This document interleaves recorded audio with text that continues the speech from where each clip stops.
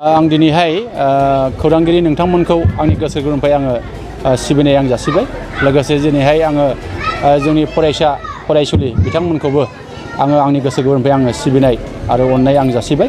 जे दिनैहाय 67थि जे फोरोंगिरि सान थामहिनबा 5 सेप्तेम्बर डक्टर सर्वपल्ली राधाकृष्णननि जे जोनोम सान, बे जोनोम सानजों लोब्बा लाखिनानै दिनैहाय खुंग्रिं बड'लेण्ड एकाडेमि जे फरायसा गौथुमनि बानजायनायाव जे 67थि फोरोंगिरि सान, बे फोरोंगिरि सानखौ बिथांमोना दिनै फालिदों। आरो बे फालिनाय लेखानो आंबो नैबे हाबाफारियाव बाहागो लाफैनो मोननानै आङो खोब गोजोननाय मोनदों।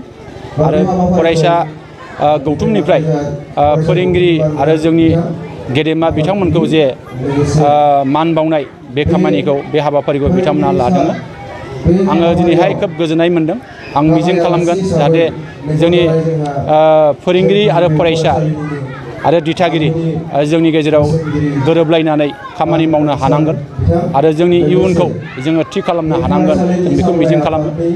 आङो बे हाबाफारिनि गेजेरजों जोंनि गेदेमा डक्टर सर्वपल्ली राधाकृष्णन बिथांनि जिउमाया जाहाथे सोरगोआव आलो गोजोन थाहैनो हायो आरो बिथांनि बुहुमाव होलांनाय जे बिहोमा, बे बिहोमाखौ जाहाथे जोंनि गोदान जोलै फरायसा फरायसुलि बिथांमोनहा जाहाथे गोसोखांनानै आरो बिथांनि आदर्शनि गेजेरजों जाहाथे फैबाय थानाय समाव जोङो सारा बुहुमनि सुबुंफोरखौ बा सारा बुहुमनि सुबुंफ्रा आरो जोंनि फैबाय थानाय गोदान जोलैफ्रा जाहाथे जोंनि हारि दिखांनायाव, हारि लुखांनायाव, समाज लुखांनायाव बिसोर खामानि मावगोन, आं बेखौ मिजिं खालामो। आरो जों बेखौनो बुंनांगोन, जों दिनै थांनाय 2014 मायथाइयाव जोङो बड'लेण्ड एकाडेमि, बे बड'लेण्ड एकाडेमिखौ जोङो गायसननानै दिनै फैयै फैयै जोंहा 2022 मायथाइ जाफैबाय। जोङो 9 बोसोराव दिनै आगान होबाय। बे 9 बोसोरनि गेजेराव जोङो खनथाम मेट्रिक होनायनि जे मानदान्दा, बेखौ जों मोनफैनो हाबाय। जों आसा खालामगोन नैबे बड'लेण्ड एकाडेमिनि गेजेरजोंनो जोङो फैबाय थानाय समाव बे गोग्लैसोनाय ओनसोलखौ जोङो मोनसे आदर्श गोनां मोनसे ओनसोल, जौगाखांनाय मोनसे ओनसोल, सोलोंथाइनि बिथिङावबो दावगाखांनाय आरो बे ओनसोलाव जोंनि सुबुं धोन आरजिनाय, बेखौ जोङो निस्सय मोनहैनो हागोन।